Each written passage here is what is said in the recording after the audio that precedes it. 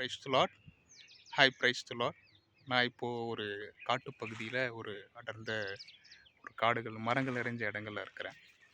உங்களுக்கு பார்த்தீங்கன்னா தெரியும், நிறைய மரங்கள் இந்த இடங்கள்ல நிறைய செடிகள் கொடிகள்லாம் இருக்குது. தேவன் எவ்வளோ அழகாக இவையெல்லாம் உருவாக்கியிருக்கார்ல.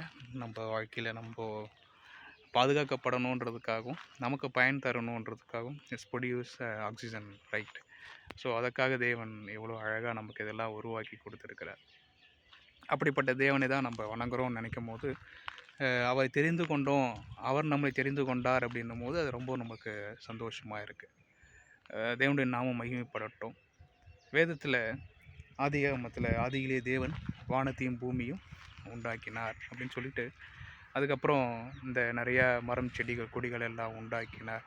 அதை பண்படுத்தவும் பாதுகாக்கவும் மனுஷனை என்ன பண்ணார், கொண்டு வந்து அவரை வெளியே விட்டாங்க அப்படின்றத நம்ம வேதத்தில் வாசிக்கிறோம்.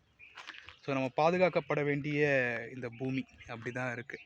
பட் நம்ம அதை பண்ணுறோமா நிறைய இடங்கள்ல அப்படின்னா ரொம்ப கஷ்டம் தான். இன்றைக்கி கடலில் பார்த்திங்கன்னா அவ்வளோ பிளாஸ்டிக் குப்பைகளை அள்ளுறாங்க, நம்ம கேள்விப்படுறோம் இல்லையா? எங்கே கூட பாருங்கள், நியர்பை ஒரு ஒரு ஒரு water can, right? Water can மட்டும் இல்லை, நிறையா பேர் அந்த மது குடிச்சிட்டு அதனுடைய பாட்டில்ஸ் எல்லாமே இங்கே போட்டு வச்சுருக்காங்க.